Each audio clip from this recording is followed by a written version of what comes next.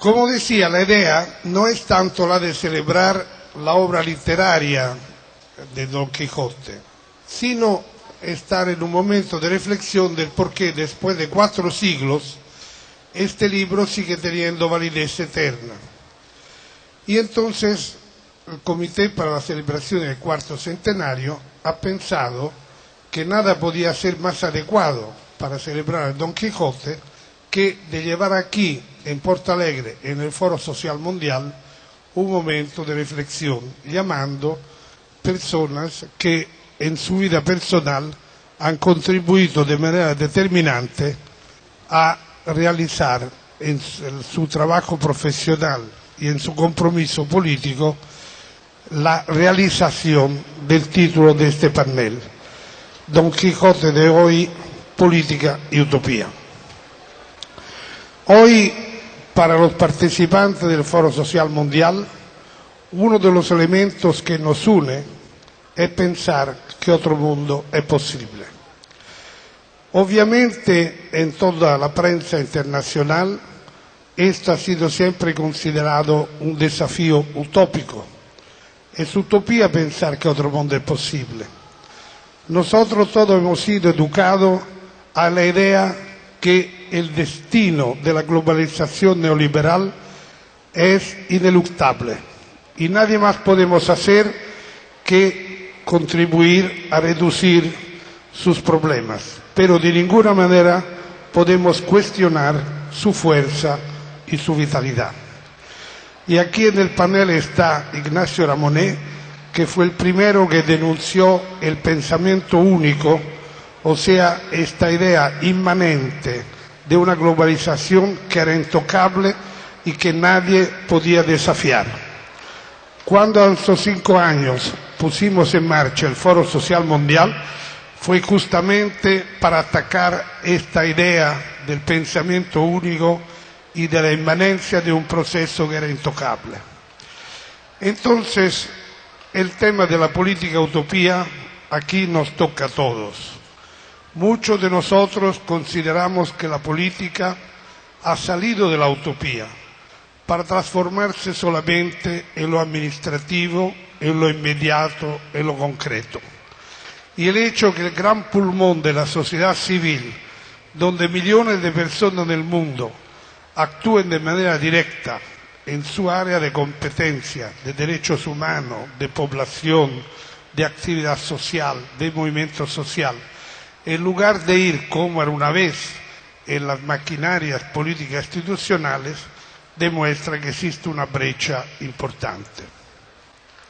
¿Esta brecha se debe solamente a la falta de utopía o es que el concepto de utopía se ha ido modificando con el tiempo y que la izquierda en particular hoy se encuentra con un problema de identidad frente a la utopía?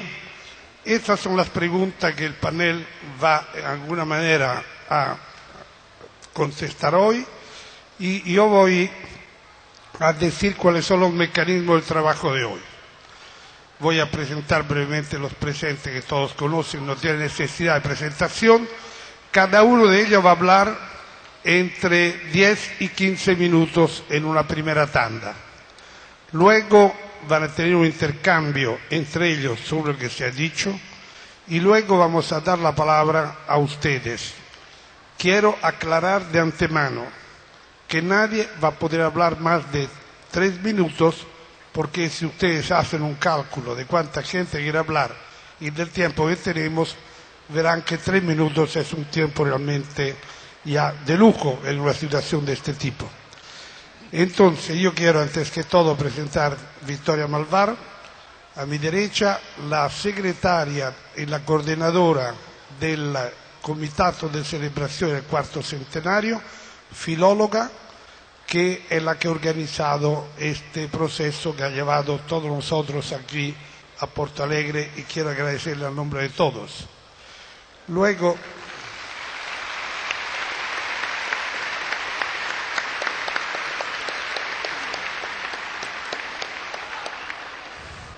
Luego siempre a mi derecha Federico Mayor Zaragoza, que todos conocen como ex director de la UNESCO, pero que en realidad hay muchísimo más que esto, porque ha sido un hombre de cultura y de ciencia que ha dedicado toda su vida a una lucha para una sociedad internacional más justa y más equitable, creando varias fundaciones e iniciativas en este sentido.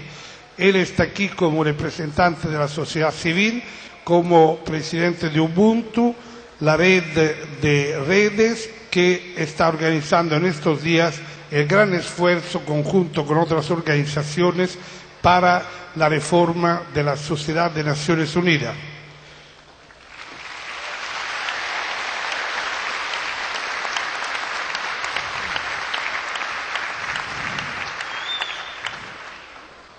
A mi derecha, por última persona, Ignacio Ramonet, el director de Le Monde Diplomatique, que es mucho más que el director de Le Monde Diplomatique, porque él también es una persona semiólogo que toda su vida ha luchado para, a través de la comunicación y de la información, lograr poner en marcha una revisión de los mecanismos existentes en la percepción y en la información. Entonces él está aquí también como representante de la sociedad civil, porque es presidente de Media Watch, la organización que están haciendo para ocuparse del monitoreo de los medios informativos y la denuncia de cuando ellos pasen a ser manipulados por intereses económicos y sociales, sociedad de la cual me honro ser secretario general.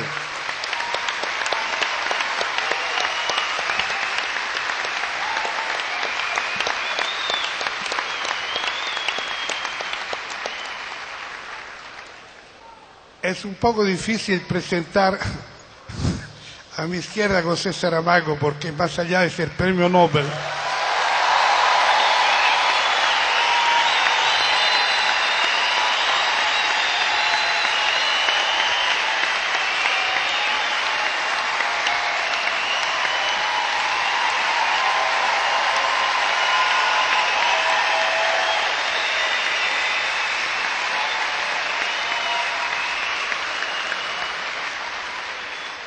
porque más allá de ser premio Nobel de literatura, es un compañero que toda su vida ha sido un ejemplo de coherencia política y personal.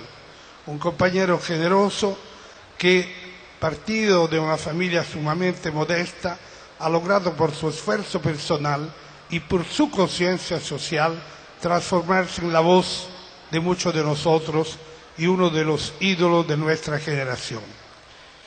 Y después, siempre a mi izquierda está Dulci, que es el ministro de la Presidencia de la República, que junto con Lula hace muchos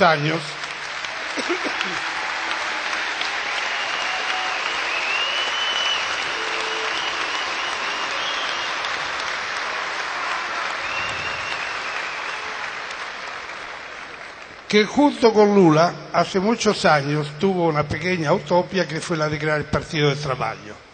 Más allá de los que algunos de ustedes piensen de la situación actual del gobierno Lula, ustedes convendrán que haber creado este gran esfuerzo para un cambio político profundo en un país feudal y donde la derecha siempre había tenido el control fue un acto importante y político.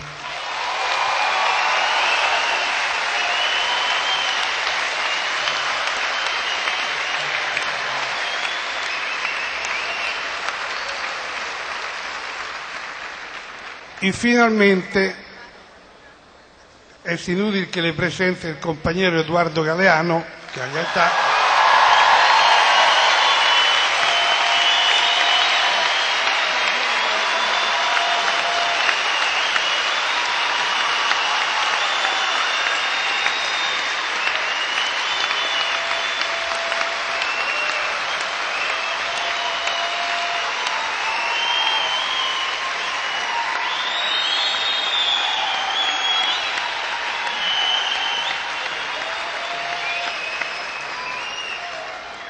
El cual, como ustedes saben, de ser uno de los líderes del periodismo uruguayo en publicaciones que en su época fueron punto de referencia de toda la región, como Marcha, se transformó en el creador de un nuevo género de ensayo, que es el ensayo político, del cual las venas abiertas de América Latina transformó a América Latina en un punto de referencia de toda la izquierda internacional y europea.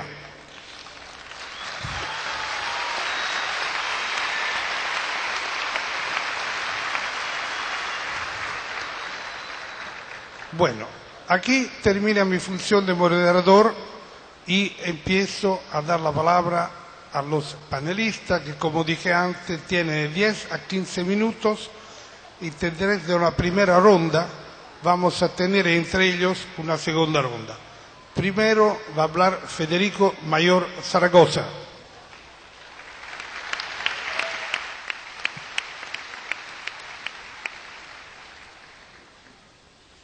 Todo homenaje al hidalgo de los de lanza y escudo antiguos, rocín flaco y galgo corredor, es un homenaje a Cervantes, uno de los grandes genios de la literatura y comunicación de todos los tiempos, que no quiso acordarse de en qué lugar de la Mancha vivía el caballero al que, de poco dormir y mucho leer, le pareció conveniente y necesario irse por todo el mundo remediando injusticias, desoyendo a su sobrina cuando le dice: ¿no estaría mejor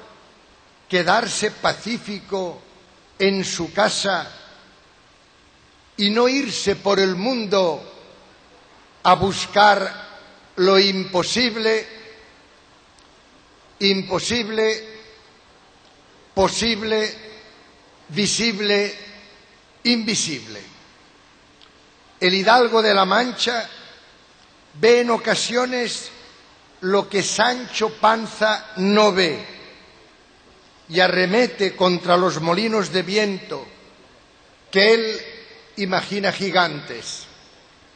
En otras ocasiones, como en la maravillosa descripción de las labradoras del Toboso convertidas en Dulcinea, Don Quijote ve la realidad, muy distinta de la que Sancho, en un gran alarde, le hace ver. El buen ánimo quebranta la mala fortuna, le dice Sancho.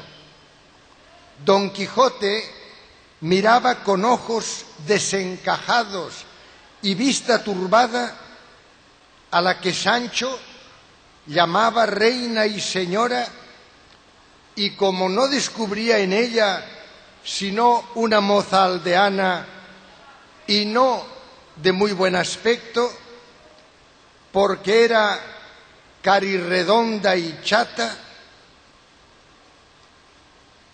visible, invisible, posible e imposible.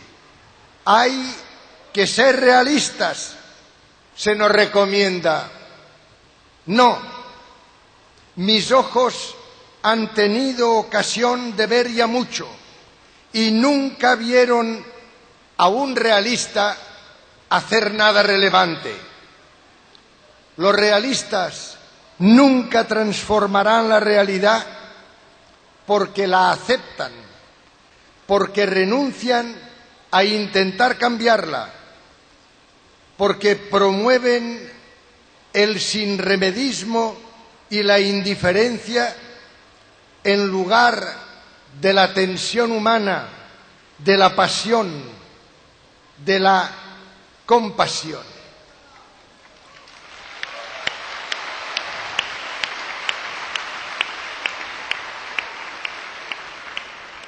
Ilya Prigogine nos recordaba que nada emerge de las aguas remansadas, que es necesario el encuentro, el calor, para que cualquier reacción tenga lugar. Es necesario el amor la alteridad, el ser nosotros, sin cesar, sin cejar, para que surja al fin el manantial tan soñado. Se ha dicho que la política es el arte de lo posible. No, es una apreciación alicorta y triste de política, que debe ser precisamente lo contrario. La política debe ser el arte de hacer posible mañana lo que es imposible hoy.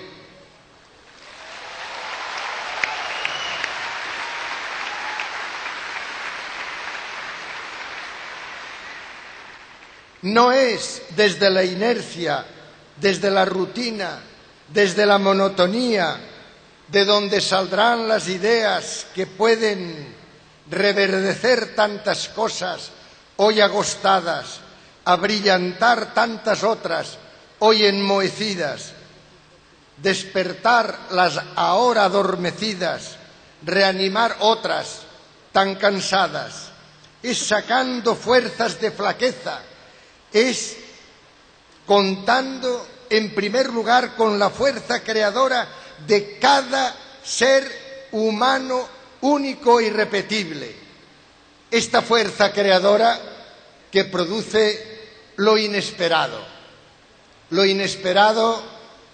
nuestra esperanza. Hay que estar preparados, alerta. En la felizmente acabada aventura de los leones, dice el ingenioso hidalgo: el hombre prevenido tiene ya ganada la mitad de la batalla.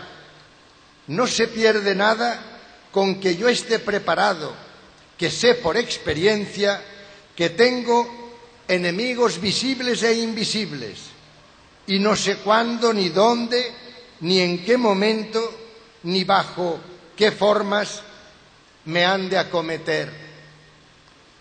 Lo inesperado, como la resistencia pacífica y activa que se está produciendo hoy, precisamente a partir de Porto Alegre, esta resistencia pacífica y activa de propuestas, no solo de protestas, de propuestas, que une manos, que une voces y que comienza a dar sentido a cada palabra y oprobio a cada silencio, que comienza este clamor popular que podrá, estoy seguro, cambiar muchas situaciones hoy intolerables, que volverá a situar los ideales donde hoy hay solo mercaderes, que ofrecerá a las generaciones venideras un panorama menos convulso.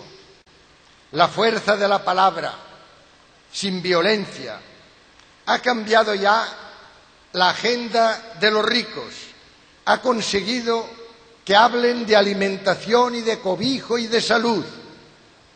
La voz de los menesterosos ha llegado a los oídos de los habitantes de los barrios más prósperos de la aldea global.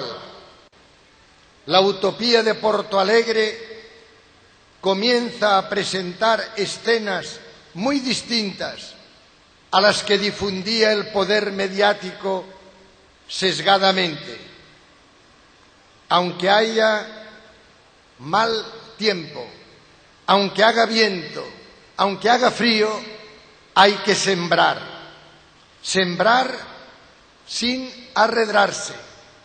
Sembrar recordando sobre todo a los más jóvenes que es cierto que buena parte de la semilla, por las condiciones del suelo o del tiempo o de otras adversidades, no llega a fructificar.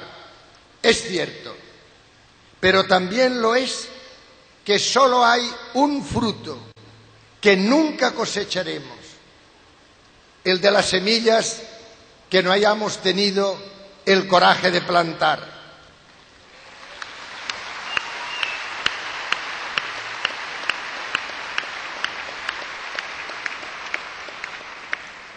Solo sembrando cada día semillas de concordia y de amistad podrán tener lugar las transformaciones que tanto apremian en estos albores de siglo y de milenio.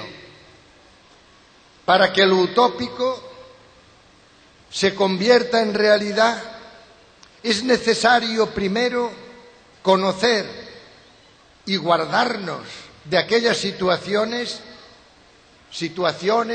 y fenómenos que inhabilitan la utopía, que la cercenan justo en el momento en que germina. La utopía termina donde empieza el dogma, la inspiración divina, la imposición fanática, la arrogancia, la intransigencia y la resignación, la obediencia ciega, la adhesión inquebrantable. La utopía termina cuando se guarda silencio, silencio cuando se tortura, silencio cuando se amplían las brechas en lugar de reducirlas, silencio cuando se degrada el aire y el mar, silencio, silencio cuando se corrompe, cuando se abusa, silencio, silencio cuando la brújula y las estrellas, cuando estos valores altos que pedía Fernando de Pessoa se sustituyen por transacciones económicas, cuando la diversidad, a fuerza de ser espectadores y receptores, degenera en uniformización, gregarización y uniformidad. La utopía termina cuando se uniformiza la diversidad cultural, que es nuestra gran riqueza, esta unicidad de cada ser humano. Cuando el pensamiento único, cuando la dominación de la actitud firme, de la fortaleza que confiere la identidad, la autoestima, la semblanza renovada de la interacción por el aprendizaje cotidiano. Con frecuencia se confunde erudición y sabiduría. Nos interesa destacar que se necesitan el conocimiento, que se necesita la experiencia de cada persona, que se necesita la sabiduría y que se necesita, como dijo Einstein, sobre todo en momentos de gran oscuridad, se necesita la imaginación. Esta imaginación que puede hacer que cambiemos radicalmente las situaciones presentes. La democracia consiste en que se nos tome en cuenta, no solo en que se nos cuente.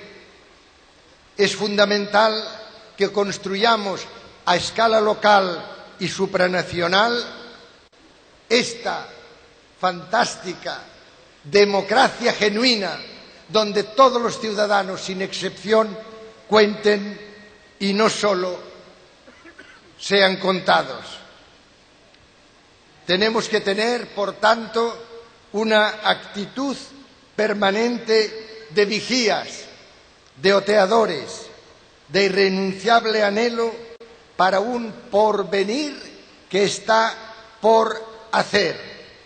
Todos, sin exclusiones y guiados por valores universales. Y a quienes nos digan que luchar cada día en favor de la dignidad humana no sirve para nada, que nunca lograremos nuestros propósitos, que son utopías imposibles, les contestaremos como Don Quijote a su escudero: ¿qué te parece esto, Sancho? ¿Hay encantos que valgan contra la verdadera valentía? Bien podrán los encantadores quitarme el éxito, pero el esfuerzo y el ánimo será imposible. Seamos valientes. Muchas gracias.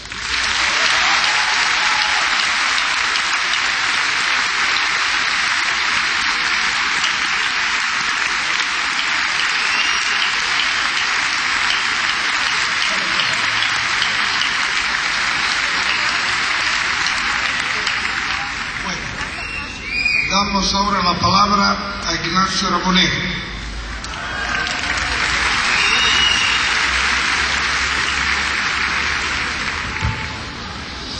Hola, buenos días.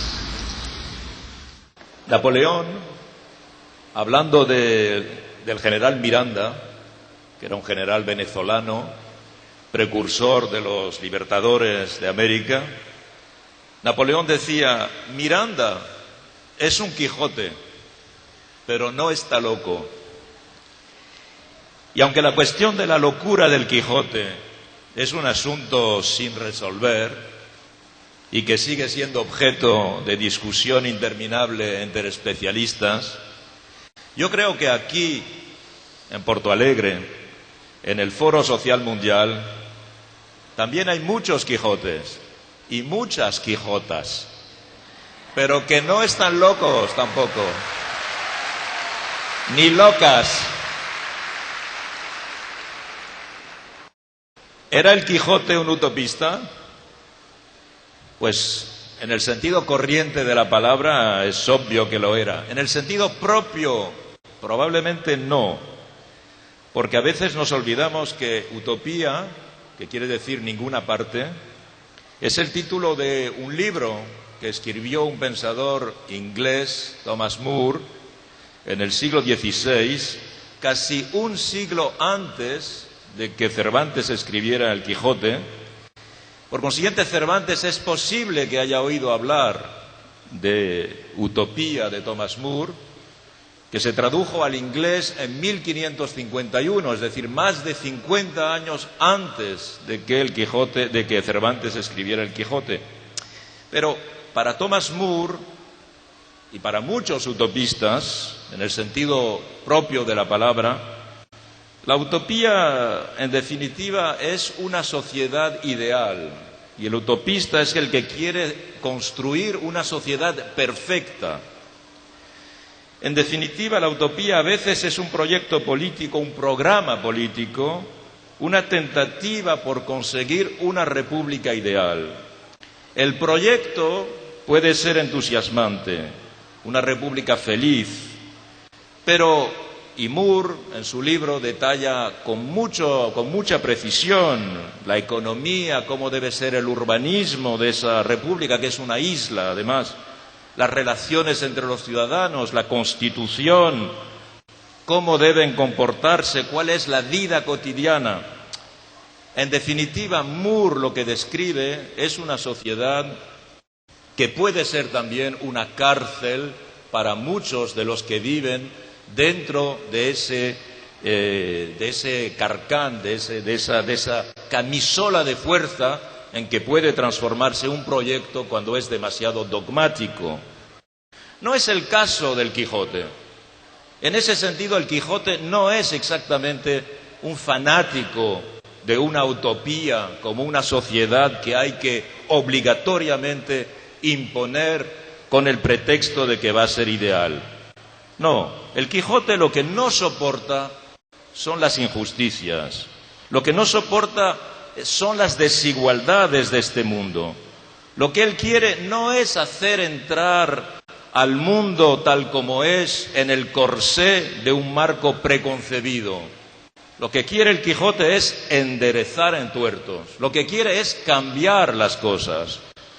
Es decir, es más o menos utopista, pero en realidad lo que es, diríamos, un altruista. Ofrece su generosidad, su valor, su esfuerzo, y lo ofrece benévolamente, gratuitamente, para combatir las injusticias reales que existen en el mundo. No está luchando por un mundo ideal. Se dice a veces que es un iluso. En realidad, el Quijote lo que quiere es que se cree un mundo diferente, porque lo piensa posible precisamente. Porque a veces muchos mundos ideales que se han podido crear en la realidad, y el siglo XX ha sido testigo de ellos, muchas de las utopías realizadas fracasaron. Y a veces fracasaron de espantosa manera o se convirtieron en tiranías. El Quijote piensa que otro mundo es posible, pero no tiene un programa preciso para construir ese mundo. No tiene un programa maniático para construir ese mundo. No tiene un programa dogmático de cómo debe ser ese mundo. Y repito, no quiere obligar por la fuerza a nadie a entrar en un mundo pretendidamente ideal. Esa es la generosidad del Quijote.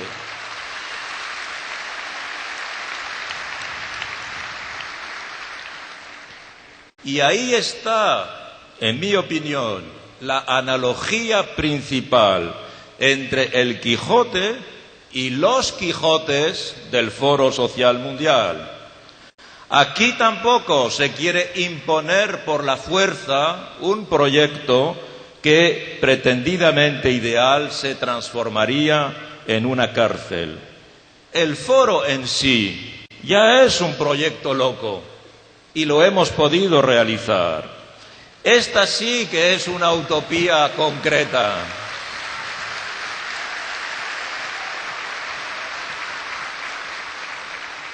A veces nos olvidamos de lo que es el Foro Social Mundial.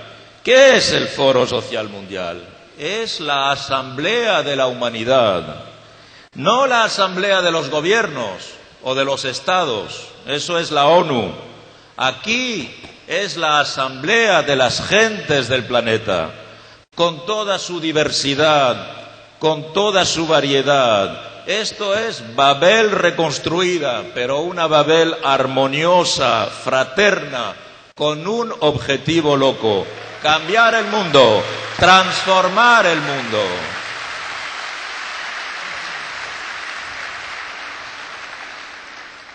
El objetivo del foro no es el foro.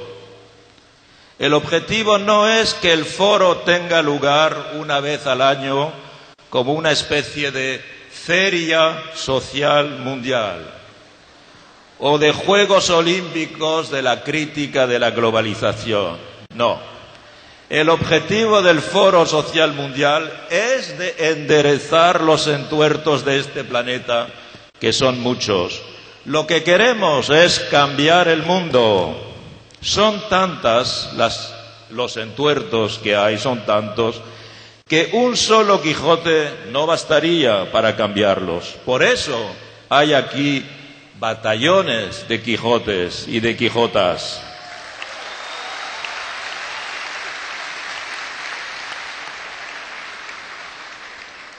Sin dogmatismos, sin fanatismos, lo que queremos es transformar el mundo.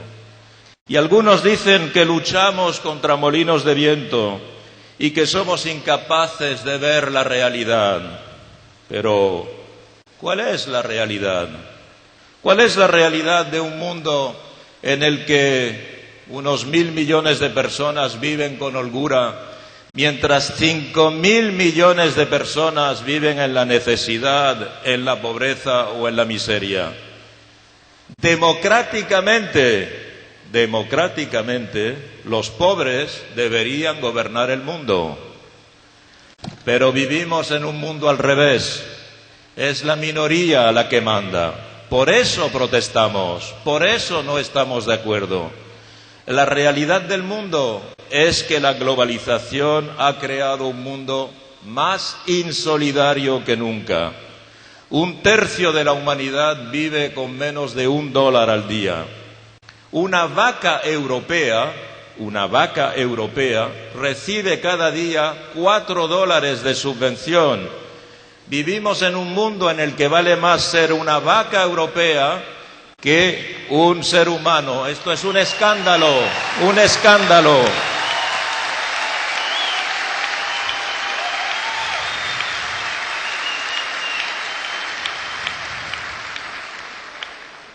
Por eso, en este mundo en el que la realidad es lo que hay que cambiar y no aceptarla como algo que no se puede modificar. Aquí 1.500 millones de personas viven sin agua potable y cada día, porque el agua está contaminada, sabemos que mueren 30.000 niños. 2.000 millones de personas viven sin electricidad. 3 personas de cada 5 nunca han utilizado un teléfono. Apenas 5 personas de cada 100 han utilizado Internet. Este es un mundo escandalosamente desigual y querer cambiarlo no es atacar molinos de viento, sino atacar las desigualdades que están construidas de tal manera que nosotros, con el esfuerzo colectivo, podemos modificarlas. ¿Cómo podemos modificarlas? Repito, el foro tiene un objetivo político, de cambiar el mundo. Y para salir del desastre de la globalización liberal, bastaría con tomar algunas medidas urgentes. Primero, por ejemplo, y creo que hay consenso en Porto Alegre para ello, instaurar urgentemente una tasa planetaria de solidaridad contra el hambre y contra la miseria.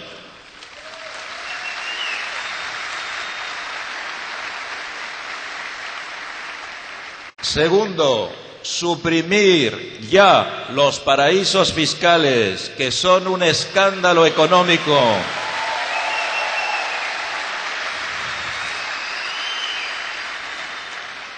Tercero, suprimir ya de inmediato la deuda externa de los países pobres.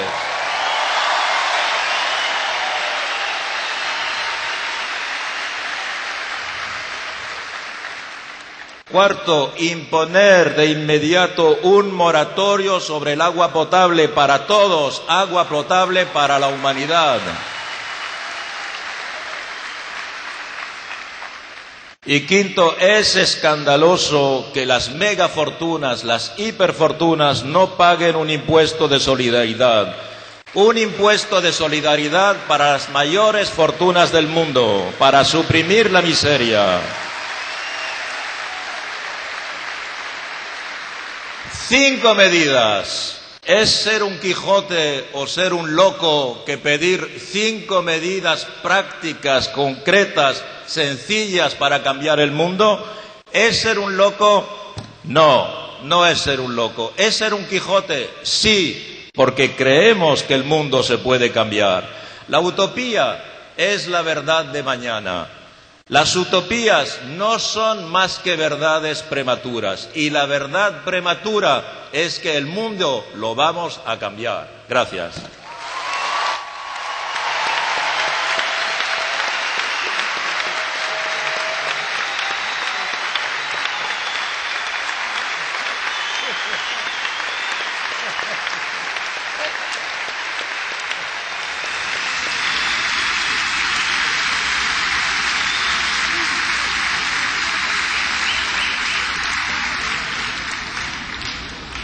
Tiene la palabra ahora Eduardo Galeano.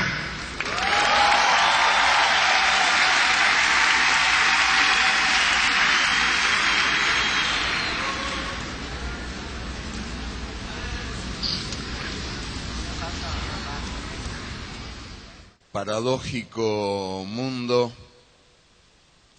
paradójica vida, paradójico personaje, Don Quijote de la Mancha.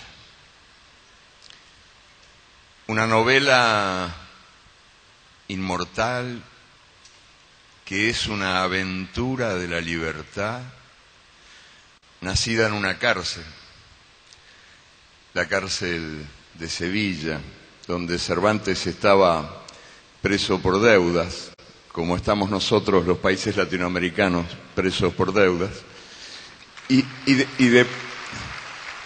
de paradoja en paradoja, la novela termina siendo sobre todo famosa por una frase que Don Quijote jamás pronunció. La citan todos o casi todos los políticos todo el tiempo. ladran, Sancho, señal que cabalgamos, no figura en la obra de Cervantes. Yo la he leído al revés y al derecho, buscándola en sus dos tomos, y no está. Paradójico también es que este personaje, montado en un Rosina hambriento, metido en su armadura de latón, este personaje que parece destinado al perpetuo ridículo y a la perpetua derrota, haya podido andar el camino que anduvo a lo largo de estos 4 siglos. Porque ridículo es, qué duda cabe, sobre todo cuando cae despatarrado al final de sus lances imposibles, pero es entrañablemente ridículo. Cree el niño que una escoba es un caballo mientras el juego dura, y mientras dura la lectura, los lectores acompañan y comparten las estrafalarias andanzas de Don Quijote haciendo las suyas. O sea, se ríen de él, sí, nos reímos de él, pero mucho más nos reímos con él. No te tomes en serio nada que no te haga reír, no leves al serio nada que no te faça rir, me recomendaba con razón un amigo brasileño hace ya algunos años. Y el lenguaje popular se toma en serio los delirios de Don Quijote y expresa la dimensión heroica que la gente ha otorgado a este antihéroe, un antihéroe de dimensión heroica, como lo reconoce hasta el diccionario de la Real Academia de la Lengua Española, nuestro venerable diccionario, que define la quijotada como la acción propia de un Quijote, diciendo que Quijote es aquel que antepone sus ideales a su conveniencia y obra desinteresada y comprometidamente en defensa de causas que considera justas sin conseguirlo. Las 2 últimas palabras no me convencen, porque a veces los Quijotes consiguen lo que quieren. Y el propio Don Quijote, que parece en principio derrotado a la derrota, condenado a la derrota implacable, a la derrota incesante, suele salir triunfante de sus lances, aunque más no sea moralmente triunfante. Por algo fue que en 1965, cuando el Che Guevara parte,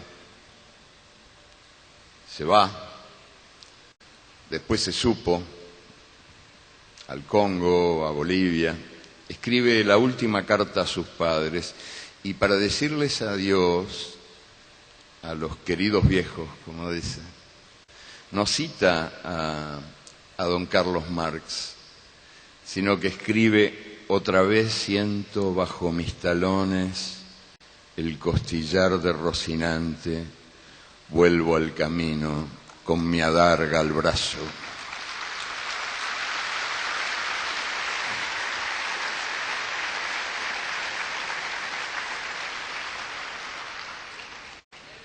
En sus malandanzas evocaba a Don Quijote la edad dorada, cuando todo era común y no había tuyo ni mío, porque después, decía él, habían empezado los abusos y por eso había sido necesario que salieran al camino los caballeros andantes para defender a las doncellas, amparar a las viudas y socorrer a los huérfanos y a los menesterosos.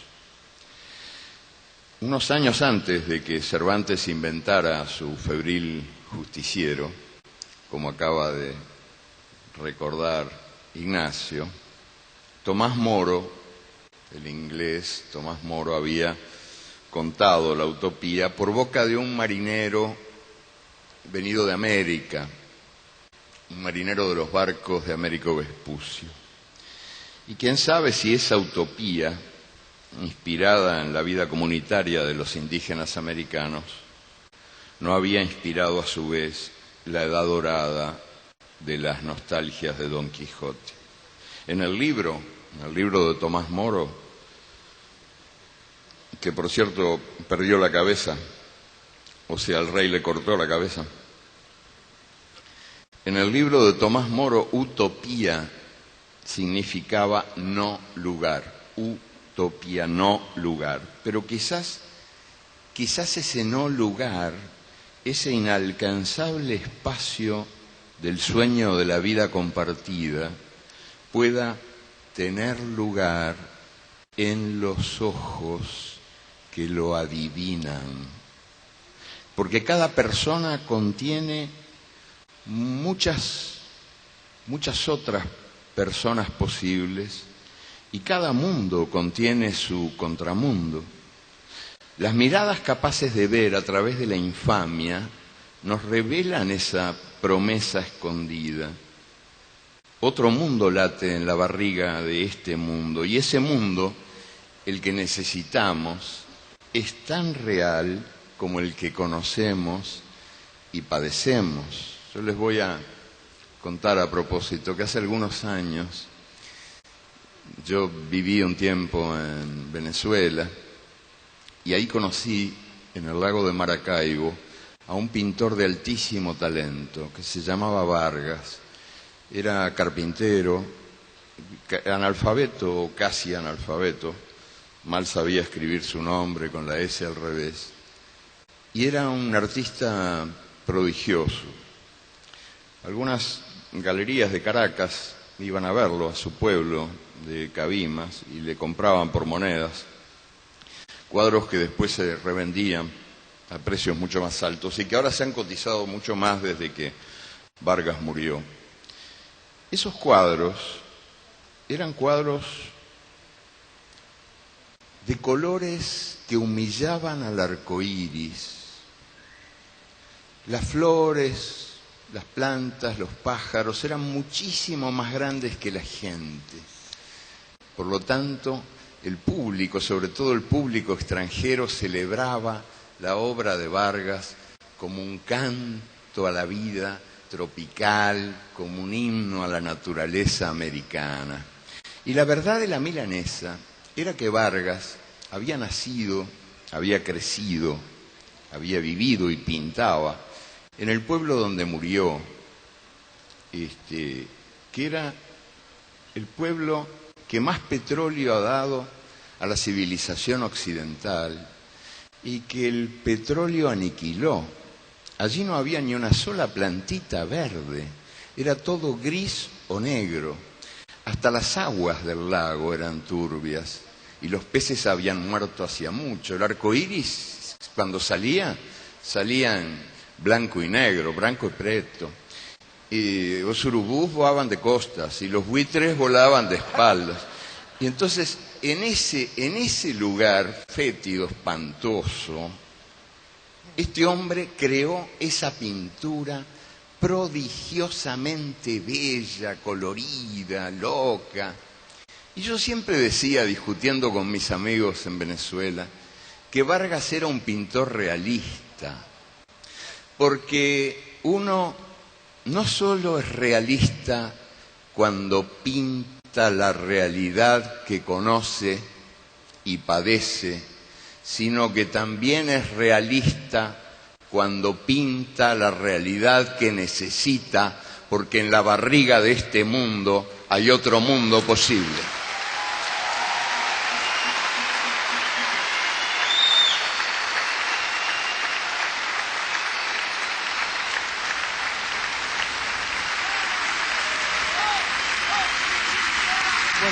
Antes que todo quiero informarles que la frecuencia de audio para la traducción del portugués pasó de 86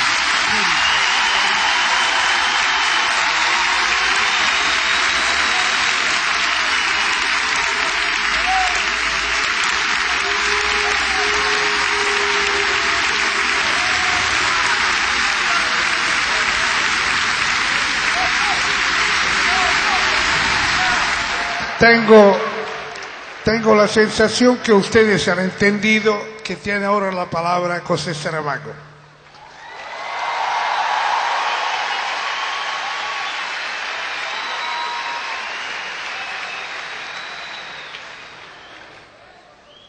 Tenho uma má notícia para vos dar.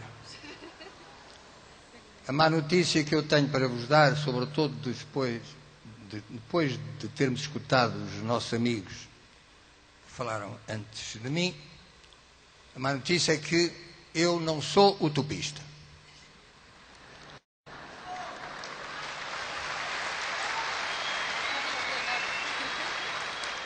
E pior notícia ainda, considero a utopia, ou o conceito de utopia, não só inútil, como também tão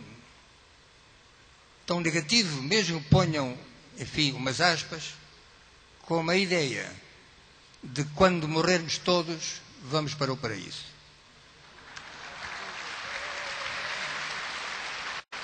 A utopia, segundo se diz, começou com Thomas More, com o seu livro A Utopia, publicado em 1516, e aí se coloca o nascimento de uma palavra, de uma ideia, mas podia irmos muito mais atrás. Podíamos ir a Platão. No fundo, a utopia nasce sem nome, e talvez o que esteja a atrapalhar aqui tudo isto seja o nome, porque, curiosamente, tudo quanto foi dito antes podia ter sido dito com igual rigor, com igual propriedade, com igual pertinência, sem a introdução da palavra utopia.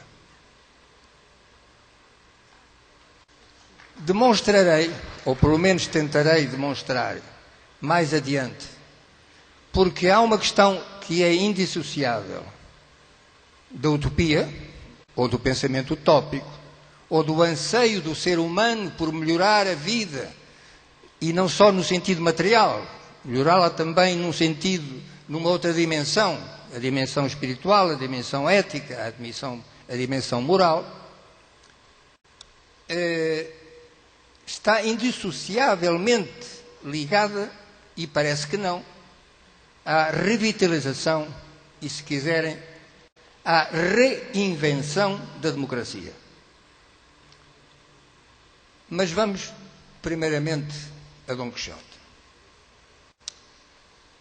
Queria dizer, antes de falar de Dom Quixote, que aos 5 mil milhões de pessoas que vivem na miséria, conforme nos aclarou Inácio Ramonet, a palavra utopia não significa rigorosamente nada.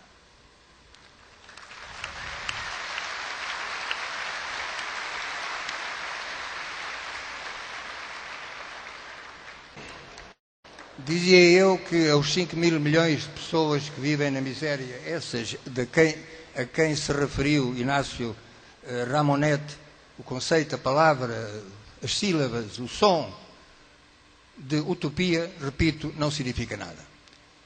E também não significará muito depois de que tenham as suas necessidades essenciais satisfeitas, que passem também a usar ou a divulgar ou a utilizar num discurso mais ou menos emotivo a palavra utopia, como se isso viesse acrescentar algo àquilo que efetivamente pelo trabalho, pela luta, tinham conquistado, para se deixar de ser 5 milhões de pessoas na miséria e para passarem a ser 5 mil milhões de cidadãos, como se dizem os franceses, à part entière. Vamos ao Dom Quixote e já voltaremos não só à utopia, mas também à democracia. Costuma dizer-se, e o próprio Cervantes o diz, que Dom Quixote, portanto ler e portanto imaginar, enlouqueceu. Não ele, quer dizer, um senhor que se chamava Alonso Quijano, quando tinha razão, a razão esta que levamos dentro da cabeça, chamava-se Alonso Quijano.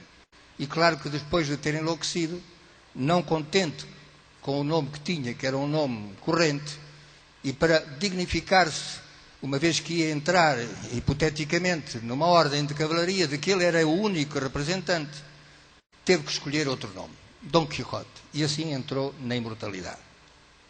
Diz-se que ele enlouqueceu. Mas há talvez outra maneira de interpretar as coisas. Imaginemos que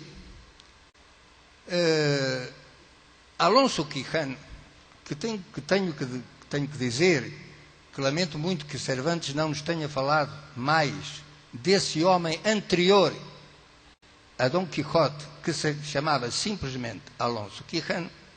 Vamos imaginar que Alonso Quijano estava, como às vezes se diz, podemos dizer, cada um de nós, estava farto da vida que levava. Conhecemos todos aqueles casos em que a pessoa sai de casa e diz: vou comprar cigarros, e nunca mais volta. Esse é o caso da pessoa que estava farta da vida que levava e decidiu sair por uma porta, enfim, não muito leal, não muito digna. Vou comprar cigarros, e nunca mais voltou. No tempo de Cervantes, era difícil, creio mesmo que seria impossível, que alguém tivesse decidido mudar a sua vida de uma maneira tão radical quanto essa, em que consiste efetivamente a mudança de vida de Alonso Quijano para transformar-se em Quixote, só pelo facto de Alonso Quijano decidir: eu quero mudar de vida, porque ninguém, enfim, no pequeno meio em que ele vivia, ninguém o entenderia. Então a maneira fácil era dizer: estou louco. E a partir do momento em que alguém diz ou se comporta como um louco, tudo lhe é permitido porque é louco. E esse é o grande truque de Alonso Quijano, que se declara louco sem o ser.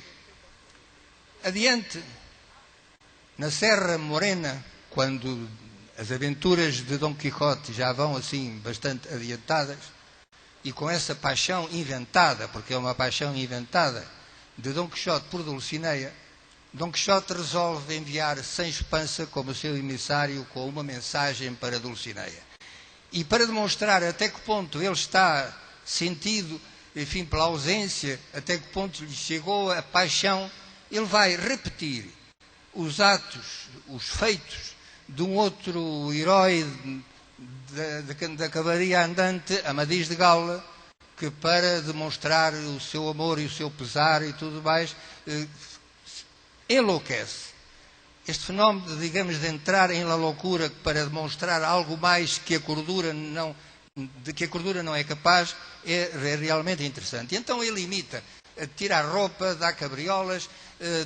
Há uma, digamos nessa passagem da Serra Morena, Sancho Panza, que no fundo não é um burguês, mas tem a moral de um burguês, se escandaliza muito porque as partes íntimas de Dom Quixote ficam à vista e tudo mais, e louco. E no final, Dom Quixote resolve voltar a ser Alonso Quijano. Um itinerário de uma falsa loucura que acaba por regressar aonde principiou. À humilde razão humana com a qual temos que viver e com a qual temos que trabalhar. Curiosamente, muitíssimos anos depois de Platão, muitíssimos anos depois de Tomás More, e bastantes anos depois também de Fourier, que aqui está outro ideólogo da utopia, aparece um poeta francês chamado Rimbaud, que escreveu meia dúzia de palavras que são essenciais em tudo isto quanto estamos a dizer aqui. Esse verso, diz simplesmente isto: La vraie vie est ailleurs. Traduzindo ao português de Camões e de Machado de Assis, Isto significa que a vida autêntica está noutro lugar. Por aqui se podia estabelecer um nexo de utopia entre, por exemplo, Tomás Moro, entre, por exemplo, o que haja de utópico em Dom Quixote, e eu estou muito de acordo com o Inácio, porque efetivamente Dom Quixote também não é um utópico, também não é, melhor dizendo, um utopista, mas efetivamente nestas palavras, la vraie vie est ailleurs, a vida autêntica está noutro lugar. Isto pode ligar-se nesta cadeia de associações de ideias e de ecos de ideias que vêm de trás e que vão sendo captadas ao longo do tempo, com a ideia de que talvez, afinal, houvesse, no caso de Dom Quixote, um intento utópico.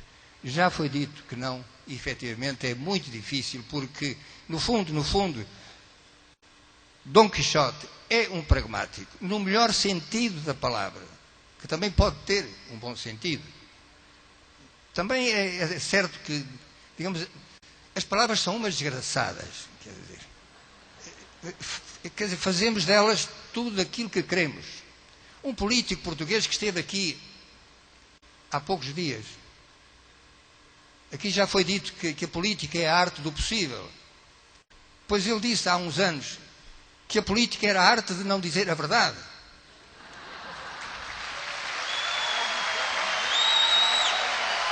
E sabemos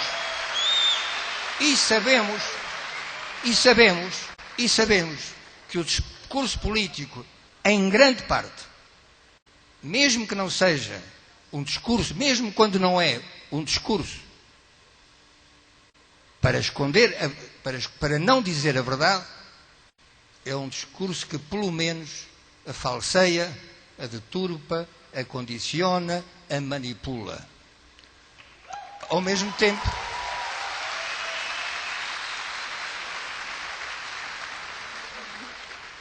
quando eu vos digo que não sou um utopista e que até tenho que dizer com toda a franqueza que me desagrada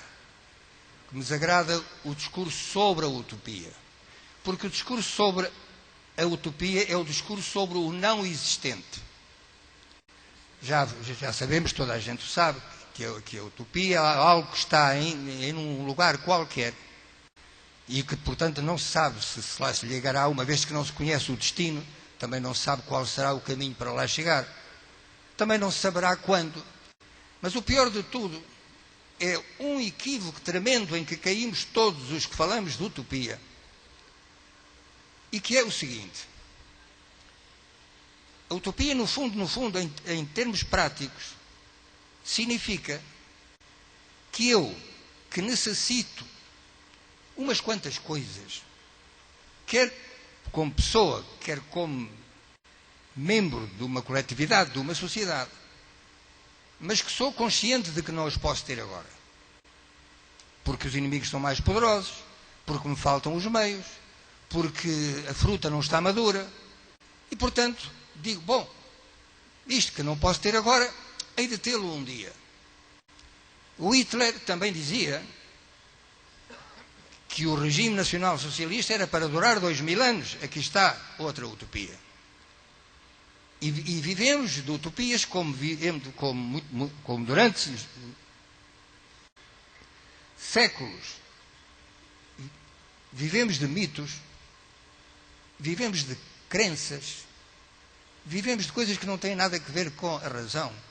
Basta ver a multiplicação das igrejas, das seitas, de tudo isso, que não tem nada para dar, mas que tem tudo para prometer. E essas são formas de utopia, de felicidade, de pessoal e tudo isso. Quer dizer, as pessoas vão ali, tiram do sangue do seu dinheiro ou do dinheiro do seu sangue para pagar a esses embaucadores, a esses enganadores, que são exatamente aqueles que efetivamente fazem o discurso da mentira. O grande equívoco em que caímos todos é imaginar que aquilo que nós precisamos hoje, mas que não podemos ter por faltarem os meios de todo o tipo, mas que vamos colocar num futuro. Esquece um pormenor muito simples. Vamos imaginar que aquilo que nós desejaremos, ou desejaríamos, ou estamos desejando agora mesmo, é talvez realizável no ano 2043. Vamos imaginar isso. Não, quer dizer, 2043 estamos muito perto. Enfim, vamos imaginar que precisamos mais de 100 ou 150 anos. Nós esquecemos algo tão simples e claro como isto. Podemos ter a certeza de que aquilo que para nós seria estupendo, seria a utopia realizada hoje, se hoje tivéssemos aquilo que sabemos que não podemos ter e por isso pensamos que daqui a 150 anos, não nós, mas os nossos descendentes vão tê-lo, ignora esta simples contradição. Quem é que nos garante que as pessoas que então estejam no mundo, os vivos de então, descendentes nossos, porque daqui por 150 anos já nenhum de nós estará vivo para ver, quem é que nos garante que eles estão interessados naquilo em que nós agora estamos interessados? Quem é que nos garante isso? Então, aquilo que a mim me parece, como mais sobriamente, menos retoricamente, e se me permitem até menos demagogicamente, é dizer que é o único lugar-tempo onde efetivamente o nosso trabalho pode ter um efeito e que esse efeito possa ser reconhecido por nós, discutido por nós, contrastado por nós, para passar ao futuro imediato, é o dia da manhã. O dia da manhã é a nossa utopia. É com o trabalho de hoje que se constrói não já a utopia da manhã, porque a utopia já sabemos que não é tão modesta em questões de ambição de tempo, sempre se projeta, não se sabe quando, não se sabe de onde. Com a nossa pequena vida que temos e com a nossa relativa esperança de que amanhã ainda estaremos todos vivos, é com o trabalho de hoje que esse amanhã se fará. E é com o trabalho do que está passando aqui no Fórum Social Mundial que o dia da manhã poderá sofrer, receber, captar alguma transformação. Não pensemos na utopia. Quando Jorge Luís Borges escreve esse relato que devia ser lido por toda a gente, Pierre Menard, autor de El Quijote, fala de um homem que se dedica a escrever o Quixote, desprezando o facto de que o Quixote já está escrito. E escreve o Quixote exatamente com as mesmas palavras com que Cervantes o escreveu. E a tarefa era tão gigantesca que ele não pôde levá-la até ao fim. Mas Borges chama a atenção de Pierre Menard no relato que ele escreveu outro livro. Porque a palavra justiça, por exemplo, para Cervantes, no século XVII, finais do século XV, XVI, princípios do século XVII, a palavra justiça, por exemplo, não significa a mesma coisa que significa hoje. Portanto, se há algo de que a esquerda está mais do que necessitada, é de uma revisão criteriosa, rigorosa dos conceitos.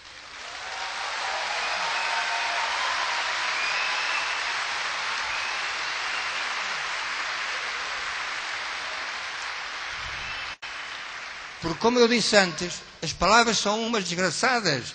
Não podem resistir. Quer dizer, digamos, uma palavra é uma coisa que está ali para ser utilizada quando nos pareça.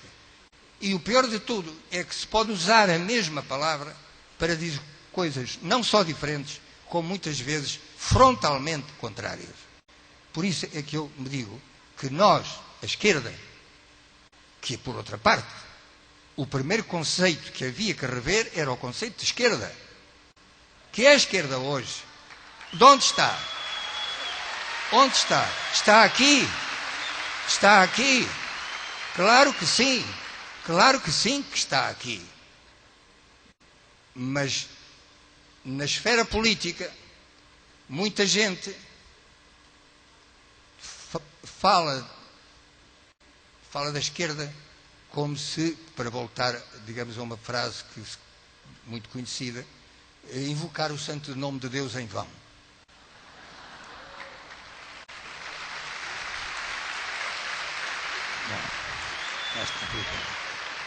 E agora, rapidamente, porque já tenho que pedir desculpa, digamos, aos meus colegas daqui, porque já, enfim, já fui além do que deveria.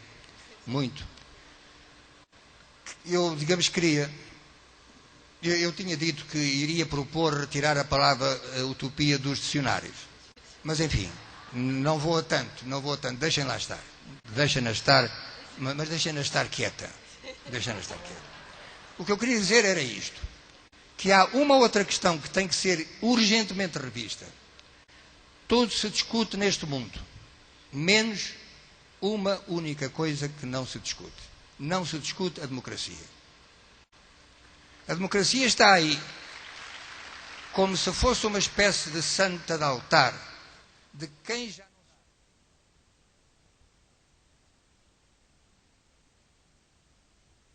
E não se repara que a democracia em que vivemos é uma democracia sequestrada, condicionada, amputada.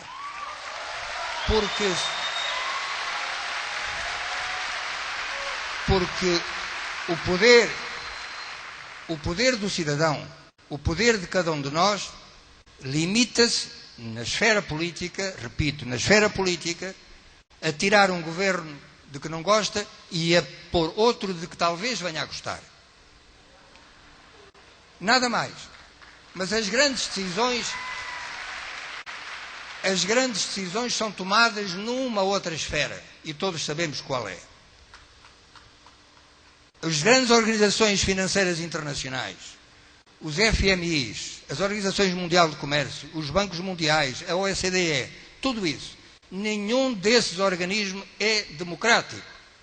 E, portanto, como é que podemos continuar a falar de democracia se aqueles que efetivamente governam o mundo não são eleitos democraticamente pelo povo?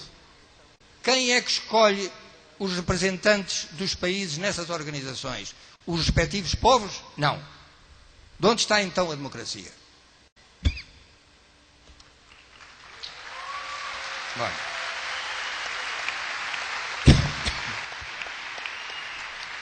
Só uma palavra mais para terminar.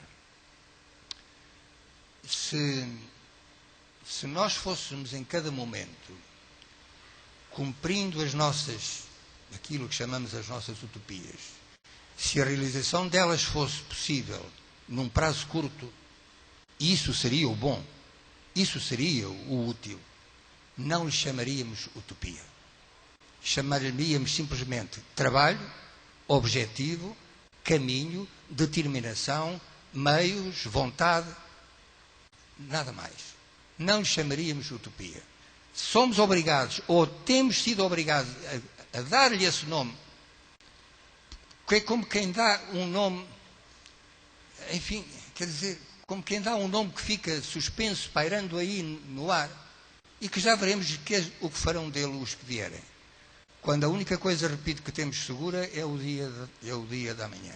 E este fórum, se lançar às 5 propostas que aparecem ali, que foram lidas por Inácio Ramonet, aí temos uma base de trabalho para o já, o agora, o imediato. E não para divagarmos assim a utopia.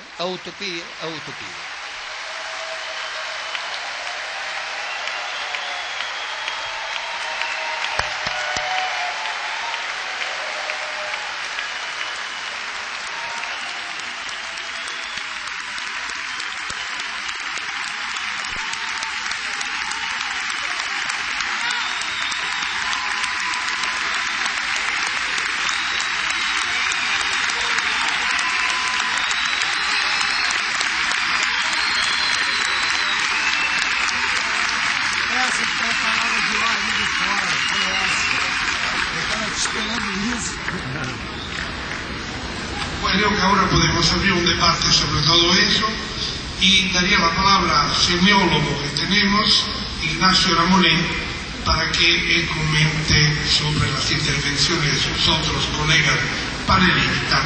Pero le pediría si se puede dirigir un minuto a la función de la palabra utopía. Gracias. Bueno, yo creo que ya ha sido definida, ¿verdad? Tanto Eduardo Galeano como José Saramago han definido la palabra utopía. Es una palabra que viene del griego, la inventa efectivamente Thomas More. Utopos quiere decir ningún lugar, literalmente ningún lugar, con la idea de que puede ser también cualquier lugar, en la idea de More. Efectivamente, también lo ha dicho Saramago, la idea, el proyecto este de la ciudad ideal, de la república feliz, ya era una idea de Platón. Platón escribe la república y la república es el primer proyecto de una sociedad perfectamente organizada. Es decir, una sociedad idealizada y un proyecto en el que se propone precisamente como programa a realizar, pero que prácticamente no se realiza. Después de More ha habido cantidad de autores que han propuesto este tipo de soluciones. El más célebre es un italiano, Campanella, que propone la ciudad del sol y que crea también otro proyecto de este tipo. En el siglo XIX, evidentemente, todos sabemos que ha habido lo que se llamó el socialismo utópico. ¿Qué era el socialismo utópico? Era una serie de pensadores que proponían transformaciones de la sociedad, pero, digamos, de manera desorganizada. Al socialismo utópico responde después Marx con la idea del socialismo científico, que es la que se va a imponer en el marco del debate en el socialismo. Pero, por ejemplo, los libertarios o anarquistas siguen dependiendo de un proyecto, digamos, más de tipo utópico en el sentido tradicional de la palabra. Hay toda una historia, obviamente, y yo creo que, bueno, esto ya sería académico, y aquí no estamos para academizar, sino para cambiar el mundo. Gracias.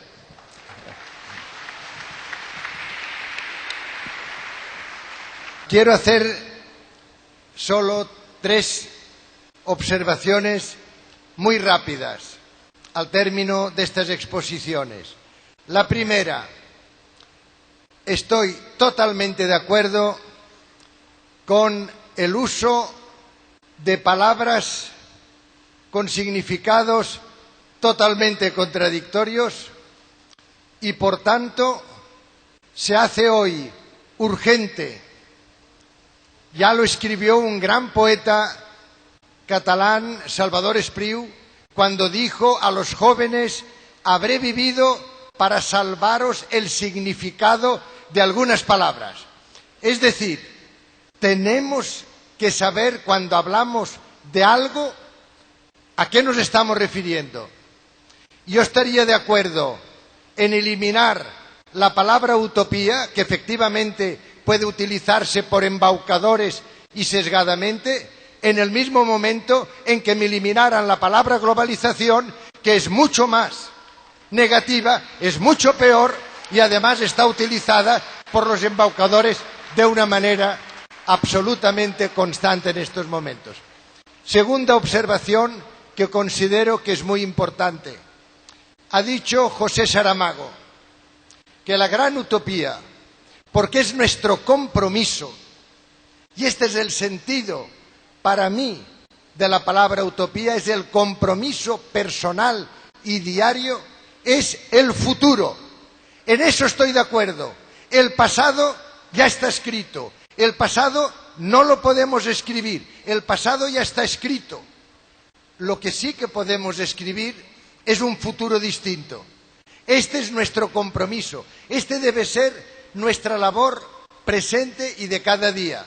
Totalmente de acuerdo, este es nuestro gran objetivo, este es el único legado que podemos dar a las generaciones venideras.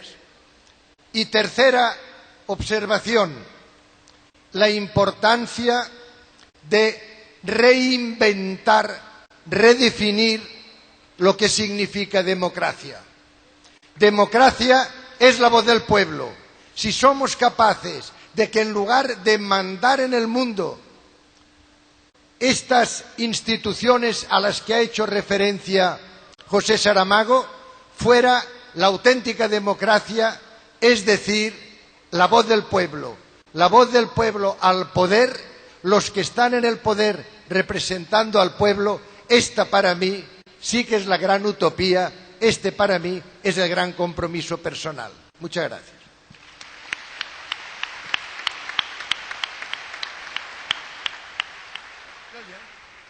Solo 3 citas breves. La primera, por gentileza de una compañera que me acercó, unas palabras del gran poeta León Felipe a propósito de Don Quijote de la Mancha, que dice que la gran metáfora poética anuncia la gran metáfora social, porque cuando Don Quijote toma al ventero ladrón por un caballero cortés y hospitalario, a las prostitutas descaradas por doncellas hermosísimas, la venta por un albergue decoroso y el pan negro por pan candeal y el silbo del capador por una música acogedora, dice que en el mundo no debe haber ni hombres ladrones, ni amor mercenario, ni comida escasa, ni albergue oscuro, ni música horrible. Sus ojos y su conciencia, dice León Felipe, ven y organizan el mundo no como es, sino como debiera ser.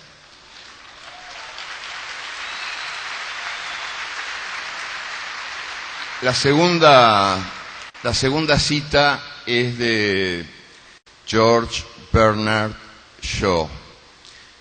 Es brevísima. Hay quienes observan la realidad tal cual es y se preguntan por qué. Hay quienes, en cambio, la imaginan como jamás ha sido y se preguntan ¿por qué no?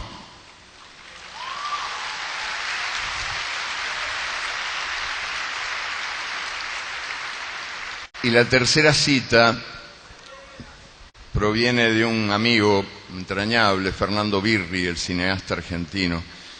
Hace ya algún tiempo estuvimos juntos en Cartagena de Indias y conversando con los estudiantes de la universidad, uno de los estudiantes le preguntó a Fernando, ¿para qué sirve la utopía?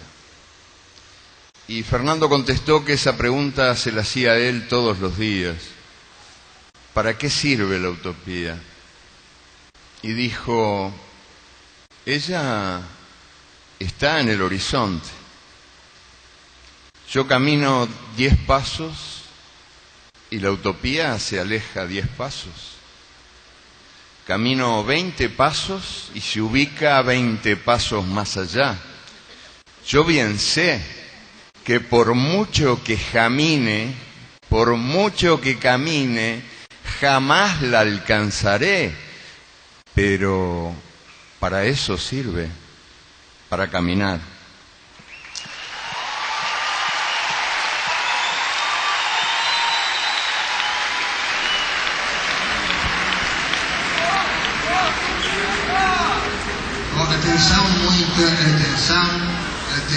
Muita atenção, porque vou pronunciar uma frase histórica. O que transformou o mundo não foi a utopia, foi a necessidade.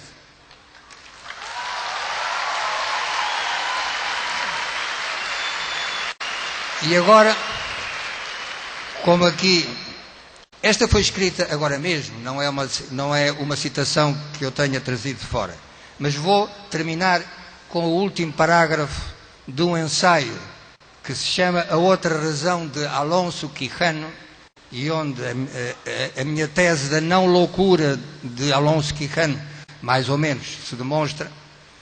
Mas são 6 linhas, não se preocupe. Vítima de uma loucura simplesmente humana, ou agente de uma vontade sobre-humana de mudança, Quixote procura recriar o mundo, fazê-lo nascer de novo, e morre quando compreende que não bastou ter mudado ele para que o mundo mudasse. É a última derrota de Quijano, a mais amarga de todas, a que não terá salvação. A vontade esgotou-se, não há tempo para enlouquecer outra vez.